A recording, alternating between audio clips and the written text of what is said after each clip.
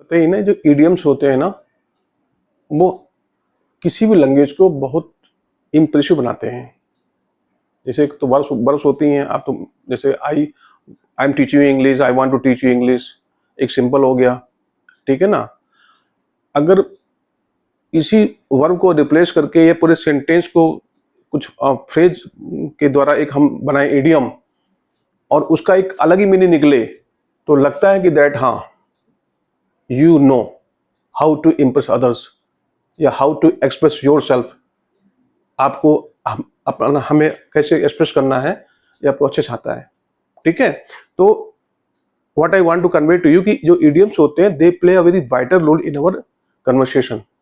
जब हम किसी से बात करते हैं तो इनका एक बहुत ही बड़ा रोल होता है। तो today we would like to study two idioms.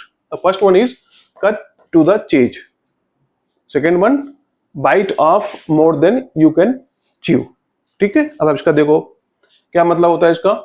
Cut to the chase का क्या मतलब है, सीधे पॉइंट पे आओ। कहते हैं ना हम, एक आपने सुना होगा don't beat about the bush, come to the point, एक इडियम अगर आपने पहले पढ़ रखा होगा। यहाँ क्या है, कट टू द चेज का मतलब है skip the unnecessary details and get straight to the point. Background story में बताओ, क्या बैकग्राउंड स्टोरी में बताओ, सीधे पॉइंट पे आओ। एग्जांपल देखो आप, let's cut to the chase, are you in or out. सीधे पॉइंट पे आते हैं यार, आप बताओ कि आप इन हो या आउट हो, दैट्स इट। बैकग्राउंड स्टोरी में बताओ ना मुझे, ठीक है। दूसरा देखो, my friend was over explaining a simple plan, then I told him to cut to the chase. तो मैंने उसको बोला यार कि भाई ओवर एक्सप्लेन मत कर, टाइम नहीं है। ये तो मतलब होता है या nobody is interested in listening to your story. We have to also value the time, respect the time.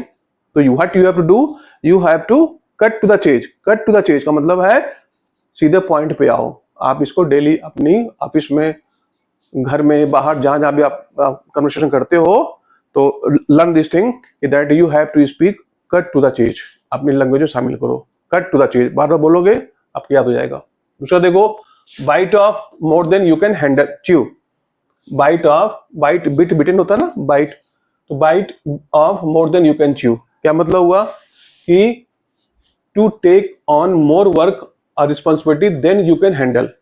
मतलब अपनी क्षमता से ज्यादा काम ले लेना। भाई मेरी क्षमता थी एक दिन में एक प्रोजेक्ट को हैंडल करने की, और आई हैव टेकन 5 प्रोजेक्ट्स, ठीक है ना। तो क्या हो जाएगा, I have bitten off more than I can chew, ठीक है। अब इसके एग्जांपल देखो आप, she signed up for 3 online courses while working full time. उसने 3 प्रोजेक्ट ले लिए, जो फुल टाइम काम भी कर रही कहीं, यानी she working somewhere full time, तो उसका कितना समय होगा।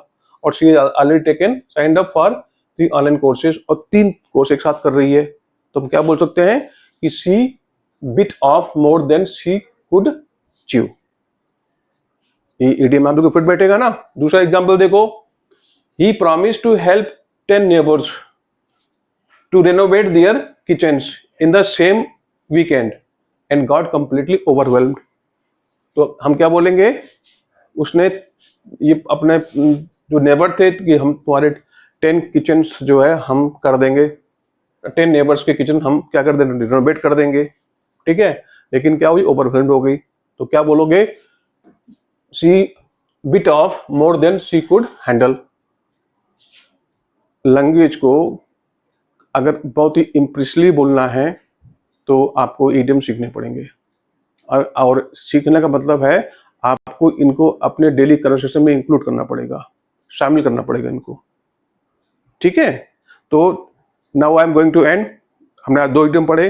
पहला कौन सा था, cut to the chase, second है bit off more than you can do, we can chew. बार बार बोलोगे कट टू द चेज, और ये bite off more than you can chew, bite off more than you can chew. थोड़ा सा tongue में छोटा टाइम लगता है, but practice makes summer perfect. The more you speak the speeder you can learn how to speak very fluently. Effectively fluently बोलने के लिए क्या करना पड़ेगा आपको, you have to practise more and more, सीख जाओगे, ठीक है। अगर आपको समझ में आ गया है तो चैनल को सब्सक्राइब कर देना, और आगे दोस्तों को अपने इसको शेयर कर देना। Thank you.